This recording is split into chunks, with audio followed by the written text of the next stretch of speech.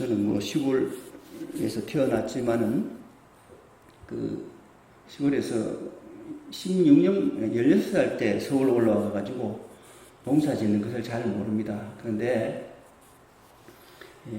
어느 분인가 사과밭에 가봤더니 사과가 이제 나무는 작아요. 그런데 사과 열매가 몇 개 달렸더라고요. 많이는 안 달렸는데 달렸어요.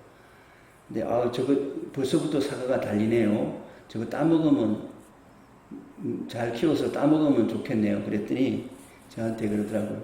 아직 나무가 어려가지고 저거 열매자고 따먹고 하면 나무가 안 자라니까 좀 달렸을 때 일찌감치 나무를 더 키우려고 사과를 따낸다 그러더라고요. 따서 버린다 그러더라고요.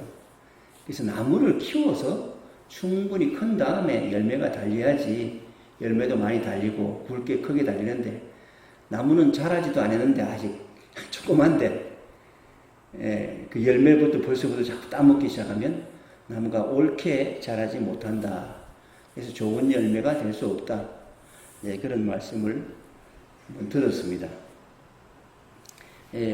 비단 그 사과 나무만 그렇겠어요. 나무만 그런 게 아니라 사람도 그렇다고 봐요. 사람도 아직 그 충분히 배우지 못하고 충분히 성장하지 않은 사람한테 무거운 책임을 맡기고 일을 맡기면 그 사람이 크지를 못하는 것 같아요. 제가 어릴 때 양구라는 동네에 잠깐 있었는데 그때는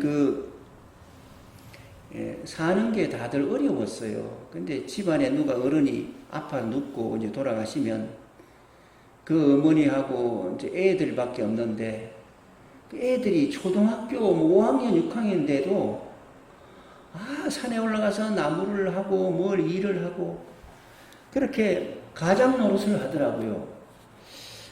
그런데 그렇게 하게 되면 우선 그 자녀가 열심히 일하니까 그 가정에서 생활은 좀 보탬이 되겠죠. 그런데 배울 때, 공부할 때 공부하지 못하고 클 때 크지 못하니까 이 아이가 큰 사람이 못 되더라고요. 어릴 때부터 아주 야무지게 크긴 컸는데 큰 사람은 못 돼. 충분히 배우지 못했으니까 그런 걸 느낍니다. 사람은 충분히 큰 다음에 일을 해야 되는 것 같습니다. 실제로 제가 이제 알고 있는 어느 전도사님은 20대 한참 때에 이제 그 목회자의 소명을 받아가지고 사명감이 느껴가지고 신학교에 들어왔는데 어떤 사람이 지금 해야 할 일이 참 많다. 저 인도에 선교사로 가야 된다. 뭐 그런 얘기를 어떻게 듣고요. 신학교 공부하다가 입학해놓고 하다가 그만두고 선교사로 갔어요. 그 나름대로 이제 뭐 전할 것이 있고 가르칠 수 있는 수준이 있겠죠. 그렇게 하고 인도에 선교사를 10년을 지내다가 돌아왔어요. 한국에 왔어요. 한국에 와가지고 나이가 이제 40이 넘고 그러니까 그리고 다시 이제 공부를 했는데 벌써 인생에 젊고 힘 있는 좋은 시절은 인도에서 다 보내고 그래 이제 이제 늦게 신학을 공부해가지고 나이는 이제 50이 훨씬 넘었는데 이제 신학교 졸업해서 전도사가 됐어요. 그래 제가 이게 보니까 안 배운 거는 나이가 먹는다고 해서 배워지는 게 아니에요. 공부는 충분히 배워야 아는 거예요. 배워야 알지 안 배우고 저절로 알아지는 게 없어요. 근데 나이가 많이 먹어서 여러 가지로 충분히 역량이 될 것 같지만은 공부 안 한 표는 나거든요. 여러분 그렇잖아요? 영어 공부 안 하면 공부를 많이 해야지 영어도 할 수 있는 거지. 공부 아무리 안 하면요 80, 90대도 영어를 못하는 거예요. 어릴 때라도 영어를 공부하면 일찌감치 배워요. 그와 같은 거예요. 뭐든지 배워야 충분히 배우고 자격을 갖추어서 그렇게 일을 했으면 좋을 텐데 너무 제 마음에는 그래요. 그분은 어떤 생각인지 모르지만 제 마음에는 볼 때 충분히 성장하지 못하고 충분히 배우지 못하고 준비되지 않은 가운데서 일한다고 뭐 선교사로 가서 세월을 10년 보내는데 그 무슨 열매가 있겠나? 무슨 열매가 있겠나? 그런 생각이 듭니다. 때가 있는 거예요. 자랄 때는 성장할 때는 성장해야 되고 열매 맺을 때가 돼야지 열매를 맺는 것 같습니다. 과일이 사람도 마찬가지 같아요. 배울 때는 배워야 되고 그 다음에 충분히 성장한 다음에 일을 하고 이렇게 하면 그 많은 일을 할 수 있게 되겠죠. 뭐 다 아는 상식적인 얘기입니다. 우리 그 신자도 하나님은 신앙의 신자도요. 그 많이 배우고 오랫동안 신앙생활 한 사람하고 늦게 이제 신앙생활 한 사람하고 차이가 많습니다. 알게 모르게 차이가 많아요. 교회를 이렇게 다니면서 어떨 때는 빠질 때도 있고 또 어떨 때는 너무 힘들면 졸릴 때도 있고 여러 가지 힘들 때 있지만은 그래도 교회를 꾸준히 다니는 사람은요. 그래도 들은 게 많고 그렇게 가지고 이 일반 그 하나님 안 믿는 사람보다는 훨씬 똑똑합니다.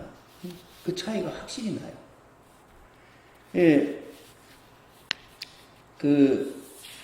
제가 이제 오늘 말씀은 좋은 나무가 좋은 열매를 맺는다. 그 열매를 보면 그 나무를 안다. 그 말씀을 사실 하려고 이제 말씀을 드린 겁니다. 커야 된다. 성장하고 충분히 커서 좋은 나무가 돼야지 좋은 열매를 맺는다. 이거 너무 상식적인 거 아닙니까? 예수님도 이 비유를 통해서 우리 사람들에게 좋은 사람이 되려면 좋은 사람이 나 되겠어 한다고 결심한다고 금방 되는 게 아니라 좋은 나무, 좋은 심성을 가져야 돼. 좋은 사람이 돼야 돼. 사람이 먼저 되고 나서 좋은 말도 하고 좋은 행동도 하게 된다. 이 말씀을 하는 것입니다. 좋은 말씀과 행동에 대한 규범, 규칙이 뭐가 좋고 나쁜가, 뭐가 선하고 악한가 하는 것에 대한 말씀을 이제 차례차례 한번 이제 보려고 하는데요. 이 생활할 때 윤리의 수준이라는 게 있잖아요. 윤리의 수준인데 그건 규범이에요, 규범. 그 규범은 우리가 자라면서 배우는 겁니다. 한국 사람은 배울 때 저 같은 경우만 하더라도 어릴 때 유교의 영향을 많이 받았어요. 그래서 사서상경이 참 읽어야 할 책이다. 그런 이야기도 들었고 상강오륜 이런 것도 배우기도 하고 하여간 유교를 영향을 많이 받았어요. 근데 이런 유교의 가르침은 사람이 만든 겁니다. 사람이 만든 거예요. 공자가 만들었고 공자가 만드는 규범은 인이라고 그게 그러니까 인이라는 말로 인자함, 어질 인자 그걸 사용해서 그것을 우리 생활 규범으로 많이 가르쳤고요. 또 석가의 경우는 인생이 무상한 거니까 이 세상에 대해서 집착을 가지지 말아라. 일체의 집착을 버려라. 그리고 마음을 훌훌 털어버리고 욕심도 버리고 털어버리고 해탈해라. 그래서 열반에 들어가야 된다. 윤리규범이요. 집착을 버려라. 탐욕을 버려라. 욕심을 버려라. 이게 석가의 가르침에 가장 중심되는 내용이에요. 그 내용을 말하려면 말할 수 없어요. 이거 다 사람이 만든 겁니다. 석가가 만든 건 석가의 가르침이 있고 공자가 말하기는 공자의 윤리규범이 있어요. 그러나 우리 하나님을 믿는 사람, 예수를 믿는 사람의 생활 규범은 뭐냐? 그 규범이 어디서 왔냐? 사람이 만든 게 아니라 하나님이 우리에게 사람에게 주신 규범이다. 이런 말씀입니다. 그래서 하나님의 명령이 우리 생활 규범이 되는 거예요.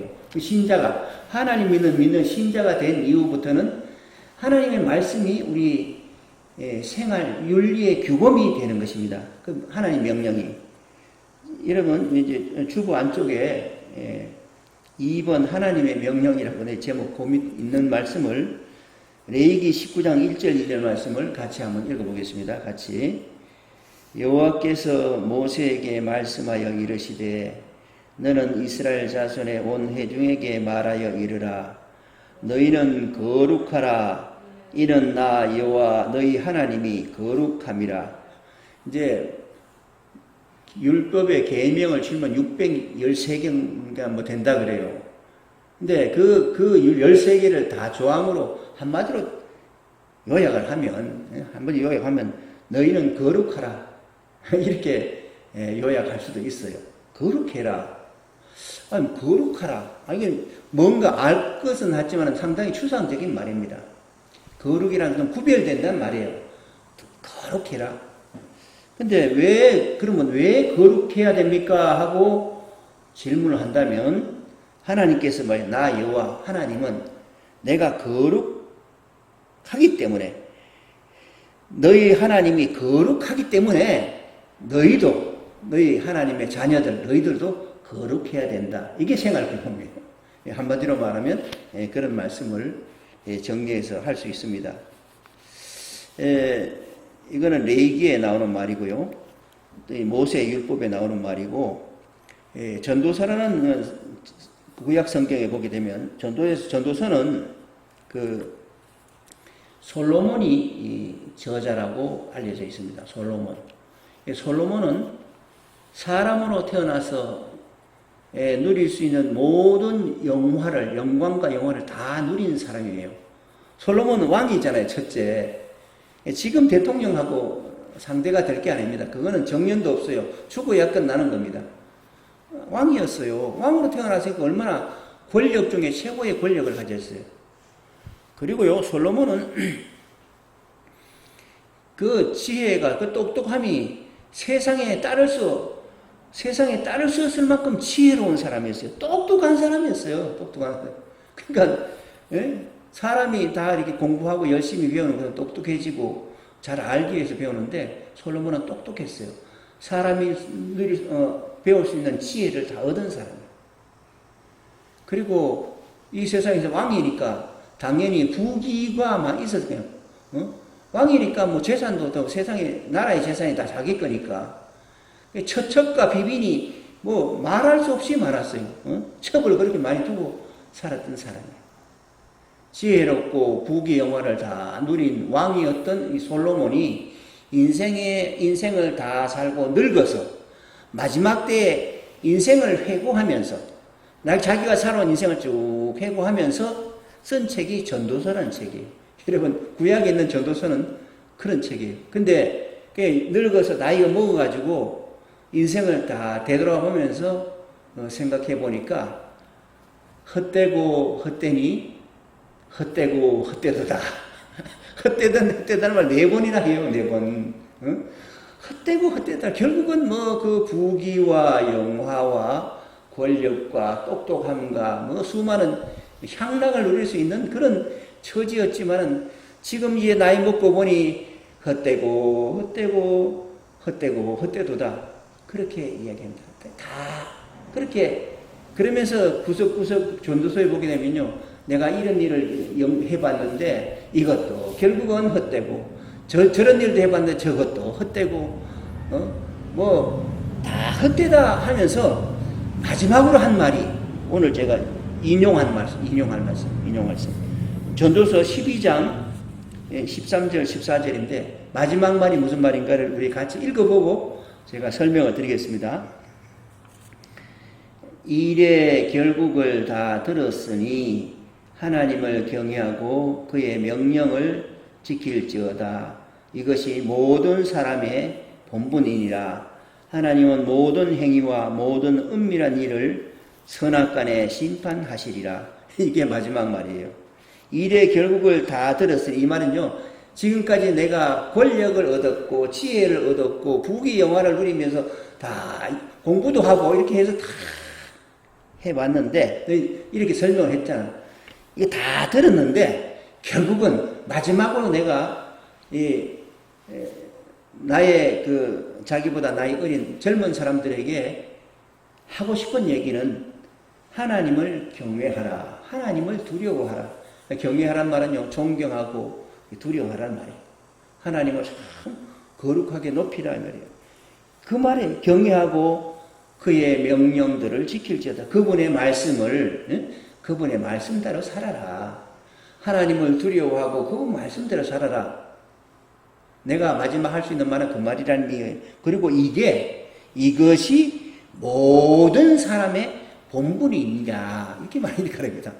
사람의 본분은 뭐냐? 하나님을 두려워하고 하나님 말씀과 뜻을 따라 순종하며 사는 것이다. 이게 사람된 본분이다. 이것만이 마지막으로 하나님 앞에, 심판대 앞에 가지고 갈 수 있는 그것이다. 그거 남는 것이다. 다 헛되지만은 이런 일을 행하라, 이런 말이에요. 이런 말이에요. 결국은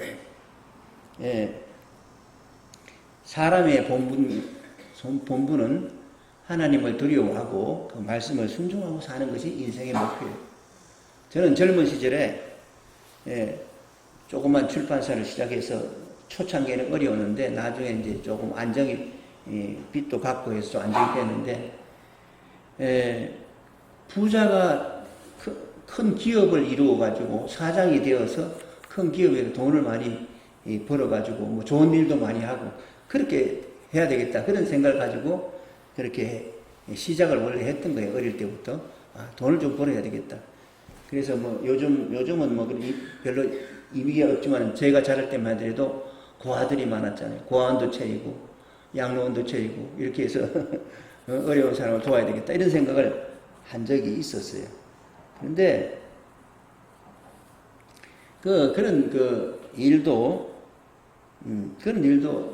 결국은 그렇게 선한 일도 사람이 늙고 병들어 이제 죽음에 이르게 되면 그것도 이렇게 크게 의미가 있는 게 아니에요. 하나님이 없다면 의미 있는 게 아닙니다.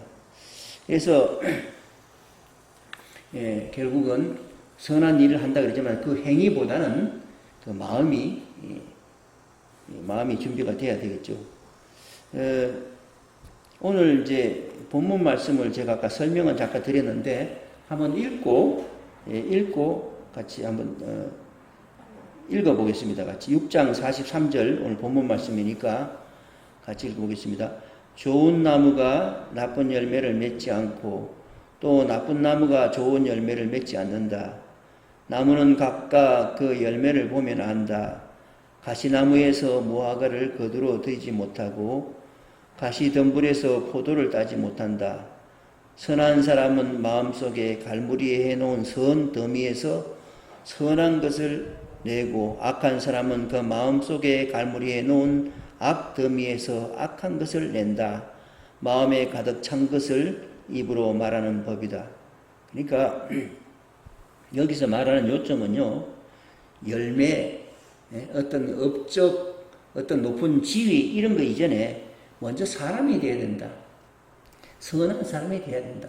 하나님이 판단하는 그 기준은 선한가 악한가. 사람을 볼 때 하나님이 가장 중요하게 보는 것은 그 사람이 선한가 악한가. 이거 보시는 거예요. 심판의 기준이라는 게 선, 악 간에 심판하신다. 선과 악을 구별하신다는 게 선과 악을. 사람은 뭐 돈의 가치를 두기도 하고 명예의 가치를 두기도 하고 기타 세상에 있는 것들을 같이 두기도 해요. 예? 아름다운 멋진 거 이런 것 그런 거 하지만은 하나님이 보시는 것은 선과 악이다. 그 사람이 선했느냐, 그 사람이 악했느냐 이걸 구별하신다 이 말이에요. 예? 그래서 선한 사람, 선한 열매, 그 열매를 맺으려면 어떻게 해야 되느냐? 열매에 집착하기보다 먼저 열매에 집착하기보다 나무가 먼저 좋은 나무가 돼야 된다 하는 것 마찬가지로 사람이 무슨 큰 일을 하기 전에 먼저 사람이 훌륭한 사람으로, 좋은 사람으로, 선한 사람으로 만들어져야 된다 이 말씀입니다. 그래서 선한 것에서 선한 사람은 선한 마음의 속에 갈무리한 선더미에서 선한 걸 내고 악한 사람은 악더미에서 낸다.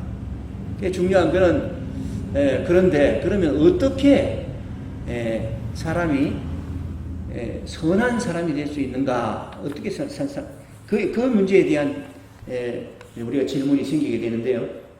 그에 대한 적절한 대답을 요한복음 15장에서 찾을 수 있습니다. 주보 뒷면에 나와 있죠. 긴데 시간이 되는 만큼 우리 보겠습니다. 우리 이제 요한복음 15장 3절 4절 같이 읽어보겠습니다. 너희는 내가 너희에게 말한 그 말로 말미암아 이미 깨끗하게 되었다. 내 안에 머물러 있으라. 그리하면 나도 너희 안에 머물러 있겠다. 가지가 포도나무에 붙어 있지 아니하면 스스로 열매를 맺을 수 없는 것 같이 너희도 내 안에 머물러 있지 아니하면 열매를 맺을 수 없다. 일단 여기서요 3절에 보게 되면요 사람이 선한 사람이 되려면요 첫째 하나님으로부터 죄 용서와 죄 용서를 받아야 돼요. 가지고 있는 죄를 깨끗하게 씻김을 받아야 돼요. 하나님의 속죄의 역사에 믿음으로 자기 자신의 죄가 다 사라졌음을 알아야 됩니다. 여기서 예수님은요, 내가 너희에게 말한 그 말로 예수님이 말씀하셨어요.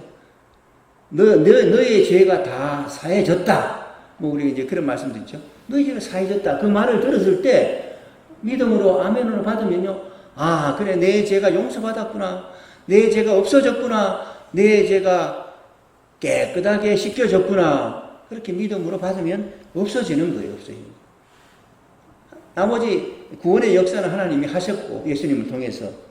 그래서 내가 너희에게 말한 그 말로 말미암아 이미 깨끗하게 되었다.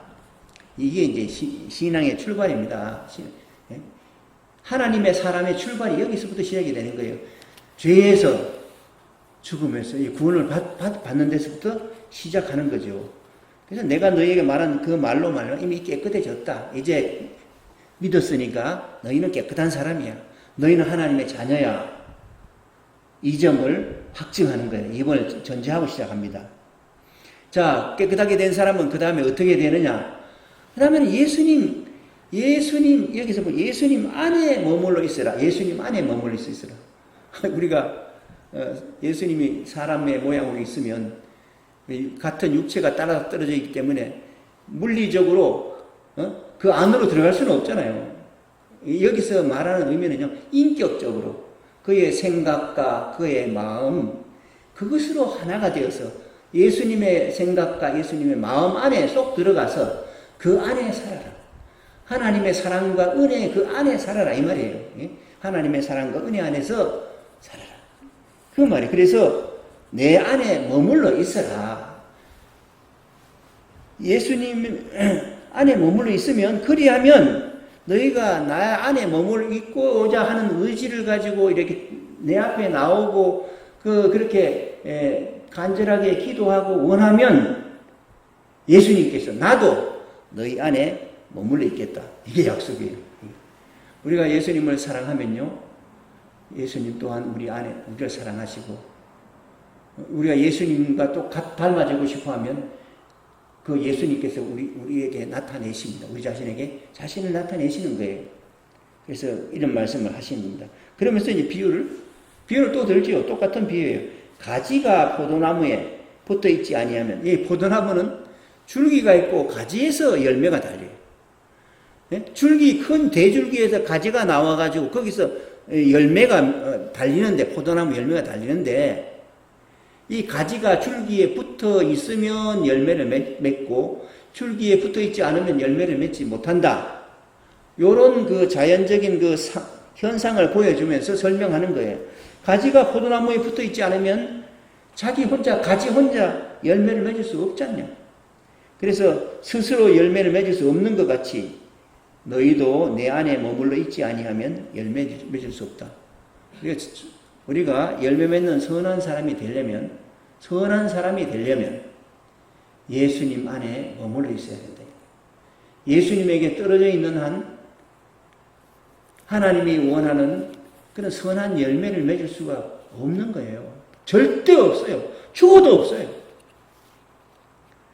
예수님이 원하는, 하나님이 원하는 그런 열매를 맺을 수가 없습니다. 예수님을 떠나서 자신의 생각과 의지로 그렇게 선해 보려고 해도 쥐어짜도 안 나오는 거예요. 자신 안에 선이 없어요.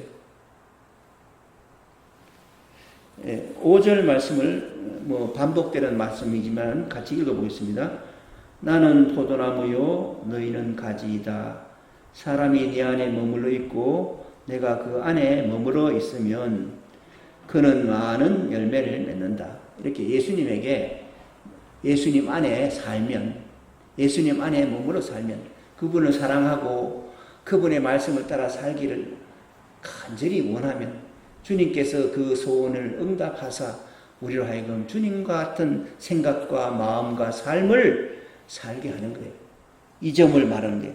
그래서 그가 내 안에 머물러 있으면 많은 열매를 맺는다. 그렇게 말씀입니다. 그러면서 그 밑에 너희는 여기서부터 읽어보겠습니다. 너희는 나를 떠나서는 아무것도 할 수 없다. 사람이 내 안에 머물러 있지 아니하면 그는 쓸모없는 가지처럼 버림을 받아 말라버린다. 사람들이 그것을 모아다가 불에 던져서 태워버린다. 너희가 내 안에 머물러 있고 내 말이 너희 안에 머물러 있으면 너희가 무엇을 구하든지 다 그대로 이루어질 것이다. 여기서요, 예수님을 떠나서는 아무것도 할 수 없다. 그렇게 얘기하시면서 예수님 안에 아무것도 할 수 없고 머물러 있지 않으면 쓸모없는 가지, 포도나무에 쓸모없는 가지처럼 돼가지고 결국은 전지하는 농부에 의해서 잘려져가지고 불에 태워져 버린다. 그럼저 태워져 버린다. 그렇게 말하고요. 그러나 예수님 안에 머물러 있으면, 예수님 안에 살면, 예수님 안에 산다는 말을 갖다가 여기서 좀 더 구체적으로 얘기합니다. 내 말이 너희 안에 머물러 있으면, 예수님의 말씀이요. 예수님의 말씀이 그 사람 안에, 마음 안에 머물러 있으면, 그래, 예수님이 이렇게 말씀하셨지. 그 말씀대로 그렇게 순종해야지. 이런 방식으로 그 말씀이 예수님, 우리 사람 안에, 그 사람 안에 머물러서 살아있으면, 너희가 무엇을 구하든지 다 그대로 이루어질 것이다. 예수님의 말씀 안에, 약속 안에 딱 붙잡혀서 그렇게 믿고 사랑하고 순종하며 살면 너희가 무엇을 구하든지 다 그대로 이루어질 것이다. 여기서요, 누가 그래요? 어떤 사람은 그래. 너희가 무엇을 구하든지 이 말만 가지고 뭘 구하든지 다 이루어진다 했다. 예수님에게 하나님께 뭐든지 뭐 좋은 거든 나쁜 거든 막 구하면 다 이루어진다. 이렇게 생각하면 안 되고 그 앞에 내용에는요. 예수님 안에 있으면 나는 예수님의 말씀이 제일 좋습니다. 예수님 말씀을 사랑합니다. 예수님 말씀대로 살고 싶습니다. 그렇게 안에 있으면, 그렇게 말씀 안에서 소원을 가지게 되면 주여 나를 주님 닮게 하여 주옵소서. 나를 주님처럼 좋은 성품을 갖게 해 주옵소서. 주님의 행하신 것처럼 그렇게 인내하고 그렇게 사랑하며 그렇게 친절하고 그렇게 살게 하여 주옵소서. 그렇게 간절히 원하고 기도하면 다 이루어진다 이 말이에요. 그 소원이 이루어진다. 간절히 구하면 이루어진다. 예수님 안에서 구하면 그대로 다 이루어질 것이다. 우리가 이렇게 이 말씀을 이해하고 받아들이는 것이 올바른 이해인 것입니다. 그렇게 되면 어떻게 되겠어요? 그렇게 되면 이제 좋은 사람이 저 사람은 예수님을 믿는 사람이야. 나쁘게 말하면 예수쟁이야. 이렇게 말 듣는다 하더라도 예수 믿는 사람이야. 정말 저 사람은 진짜 예수 믿는 사람 맞아. 정말 사람이 저럴 수가 없어. 평범한 사람이 저렇게 살 수가 없어. 그럴 정도로 예수님 안에 살면, 그렇게 살면 그렇게 말하고, 그런 마음을 가지고 그렇게 말하는 게, 사실요, 사람의 행실 중에서요, 제일 먼저 나타나는 게 말이에요, 말. 말이 나쁘게 나오는 사람은요, 그 마음속에 있는 게 나쁜 것이 있기 때문에 나오는 거예요. 말이 선하고 친절하고 좋은 말을 나오는 것은 그 마음속에 좋은 게 있으니까 나오는 거예요. 그래서 좋은 입술의 열매, 그리고 좋은 마음가짐의 태도, 이것은요, 예수님 안에 나오는 거예요. 그래서 그렇게 되면 많은 사람으로 하여금, 참 저분은 하나님의 믿는 사람이야. 저분은 정말 예수를 믿는 사람 맞아. 그렇게 칭찬을 받을 수 있는 그런 훌륭한 사람이 된다면 그 영광을, 물론 그 본인에게도 칭찬하겠지만, 참 훌륭한 사람이 하겠지만은 더 나아가서 그 예수 믿는 그 사람을 통해서 하나님이 영광을 받으시는 거예요. 마치 우리가 어느 집 자식이 참 착하고 훌륭하고 참 귀하게 보이면, 누구 집 자식인지 모르지만은 참 훌륭하다. 그리고 그 아버지를 알게 되면, 참 그분은 정말 참 아들을 참 잘 키웠다. 정말 훌륭하구나. 이렇게 영광을 아버지가 받듯이, 우리가 예수를 믿고 하나님을 믿는 사람들은 그 선한 행실의 열매를 통해서 하나님께서 영광을 받으시는 거예요. 당신이 믿는 하나님, 그분은 참으로 좋으신 분이구나. 참으로 선하시다. 참으로 인자하시다. 참으로 자비로우신 분이다. 이런 영광을 하나님이 받는다. 이렇게 말씀을 하시는 것입니다. 이제 똑같은 말씀인데 좀 다른 각도 표현을 하고 있습니다. 자, 여기서 예수님께서 제자들에게 말씀하시는 말씀인데, 9절, 11절까지만 읽고요. 너무 길으니까. 같이 읽겠습니다. 아버지께서 나를 사랑하신 것 같이 나도 너희를 사랑하였다. 너희는 내 사랑 안에 머물러 있으라. 내가 내 계명을 지키면 내 사랑 안에 머물러 있을 것이다. 그것은 마치 내가 내 아버지의 계명을 지켜서 그 사랑 안에 머물러 있는 것 같다. 여기까지만 읽겠습니다. 9절, 10절. 여기서요, 하나님께서 예수님을 사랑한 것 같이, 하나님과 예수님과의 사이의 관계를 우리가 본 적은 없어요. 그러나 하나님은 예수님에게 세례 받으실 때 그런 말씀하셨어요. 너는 내 사랑하는 아들이다. 내가 참 기뻐하는 자다. 그런 말씀을 예수님 세례 받을 때 하늘로부터 그런 음성이 들려왔다는 말씀도 있어요. 예수님은 항상 하나님의 사랑을 느꼈어요. 살아계신 하나님께서, 전능하신 하나님께서, 창조주 하나님께서 나를 사랑하신 것 같이, 그렇게 나도, 예수님도 제자들에게 나도 너희를 사랑했다. 과거서부터 지금까지 사랑해왔다. 이제 내가 너희를 사랑해왔는데 너희는 내 사랑 안에, 나의 사랑을 받으며 그 안에 머물러 있으라. 여기 좀 표현이 좀 이제 더 깊어지죠. 내 안에 있으라. 이렇게 말하다가 이제는 내 사랑 안에 머물러 있으라. 이렇게 말합니다. 결국은 예수님 안에 있는다는 말은요, 예수님의 말씀 안에 있는다는 말은 예수님의 말씀이 우리를 향한 사랑이거든요. 우리를 향한 약속이란 말이에요. 구원의 약속이고요. 용서의 약속이고 우리를 향한 축복의 약속이란 말이에요. 그래서 내가 이렇게 예수님의 말씀을 통해서 예수님이 우리에 대한 사랑을 우리가 느낍니다. 사랑을 알게 되는 거예요. 그 사랑의 말씀 안에 딱 붙어 있으라. 다른 생각하지 말고 그 사랑 안에 딱 붙어 있으라.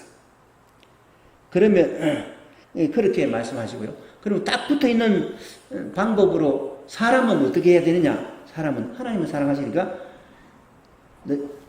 붙어 있는 방법은 계명을 지키는 거다. 계명을 내 계명을 지키는 거다. 예수님의 계명을 지키는 거다. 이렇게요. 그래서 너희가 내 계명을 지키면 내 사랑 안에 머물러 있을 것이다. 막연히 생각으로만 머물러 있는 게 아니라 그 말씀을 사랑의 말씀을 듣고 그 말씀을 순종하면서 지키면서 하나님의 사랑 안에 머물러 있는 거예요.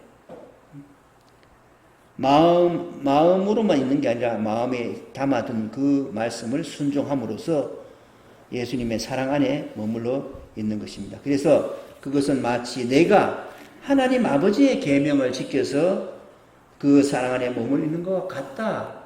하나님과 예수님 사이에 같이 너와 나 사이에 너희와 나 사이에 관계가 똑같이 일치되기를 바란다. 이런 말씀입니다. 자, 이렇게 말씀하시면서 이런 말씀을 하시는 이유에 대해서 한 가지 더 말씀하는데 11절 같이 읽어보겠습니다. 내가 이것을 너희에게 이름은 내 기쁨이 너희 안에 있어 너희 기쁨을 충만하게 하려 함이라. 너희가 이렇게 살면 내가 이렇게 말하는 이유는 사랑하라, 내 계명을 지키라 이렇게 짐을 지어주는 것 같이 생각하지만은 그 짐이 아니다. 그거는 내 짐은 쉽고 내 짐은 가볍다. 내 몸에는 쉽고 내 짐은 가볍다. 그 말씀같이 그거는 무거운 짐이 아니고 너희가 이렇게 살기 시작 믿고 사랑하고 살게 되면 내가 받은 그 기쁨을 너희도 같이 누리게 될 것이다. 이 말이에요. 내가 받은 그 기쁨. 그래서 내가 이것을 너희에게 이름은 내 기쁨이 너희들 안에 있어. 너희들 마음속에 있어서 너희의 기쁨이 충만하게 하려 함이라. 너희들이 충만하게 될 것이다. 나의 기쁨을 너희도 동일하게 느끼게 하기 위해서 내가 이 말을 한다. 너희는 내 안에, 내 사랑 안에, 내 말 안에 그하고 그 말씀을 순종하고 살면 내가 누리는 바 그 평안과 기쁨을 너희 또한 누리고 살게 될 것이다. 이렇게 말씀하시는 것입니다. 그럼 계명이 뭐냐? 12절 말씀 같이 읽어보겠습니다. 내 계명은 곧 내가 너희를 사랑한 것 같이 너희도 사랑하라 하는 이것이니라. 우리가 예수님을 통해서 하나님을 봅니다. 예수님의 말씀을 통해서 하나님 말씀을 듣고요. 예수님의 사랑을 통해서 하나님의 사랑을 그렇게 동일하게 느끼게 됩니다. 그래서 내가 너희를 사랑한 것 같이 예수님이 우리를 사랑한 것 같이 너희들도 서로 사랑해라. 이게 계명이다. 예수님의 그래서 우리 율법서에 모세가 쓴 율법서에 내가 거룩하니 너희도 거룩하라는 말이나 거룩하라는 말이나 내가 너희를 사랑한 것 같이 너희도 서로 사랑해라 하는 말이나 그 내용은 같아지는 거예요. 무엇이 거룩한 것인가? 거룩한 것은 사랑하는 거예요. 왜냐 이 세상에서는 그런 게 없거든요. 이 세상에서는 자기 중심으로 자기를 먼저 사랑하고 그 다음에 내게 이익이 되고 내게 도움이 되고 나를 칭찬해주고 나를 도와주는 사람을 나를 사랑하기 때문에 그 사람을 사랑하는 거예요. 이게 세상 사람의 사랑이에요. 그러나 하나님을 믿는 사람은요 자기 자신을 하나님께 드리는 거예요. 드려서 하나님을 닮아가는 거예요. 그래서 그런 거룩한 삶의 열매 예수님이 우리를 사랑한 것처럼 우리 사랑하는 그 삶의 열매를 맺게 되는 것입니다. 먼저 예수님 안에서 우리가 우리 자신을 발견하게 되고 예수님 안에서 예수님을 사랑하고 그 말씀을 사랑하고 그 사랑을 사랑하고 그 말씀을 순종하는 그 가운데서 하나님이 주시는 그 기쁨을 충만한 기쁨을 우리가 누릴 수 있어야 할 것입니다. 그렇게 살아가게 될 때 우리의 삶은 아름다운 열매로 사랑의 열매로 주렁주렁 달리게 될 것입니다. 주님 안에서 기도하겠습니다. 하나님 아버지 고맙습니다. 오늘도 귀한 말씀을 다시 한번 되새기고 깨닫게 하시니 감사합니다. 좋은 열매를 맺으려면 좋은 나무가 먼저 되어야 하듯이 우리가 좋은 삶의 열매를 맺기 위해서 좋은 사람이 되어야 되고 믿음의 사람이 되고 예수님의 사랑 안에서 머무는 사람이 되어야 되고 그 말씀을 사랑하고 믿고 그 사랑을 느끼면서 그 사랑 안에서 풍성해질 때 사랑의 열매를 맺는 줄 압니다. 하나님 아버지, 하나님께서 우리에게 베푸신 그 놀라우신 크신 은혜와 사랑을 충만하게 느끼며 살게 하여 주셔서 우리의 삶이 항상 평안하게 하시고 기쁘게 하시고 그로 말미암아 아름다운 삶의 열매가 많이 맺히는 선한 열매를 많이 맺어가는 저희들 되게 하여 주옵소서. 그리하여 하나님께 영광 돌리는 우리들의 생애가 되게 하여 주옵소서. 예수 그리스도 이름으로 기도하옵나이다. 아멘.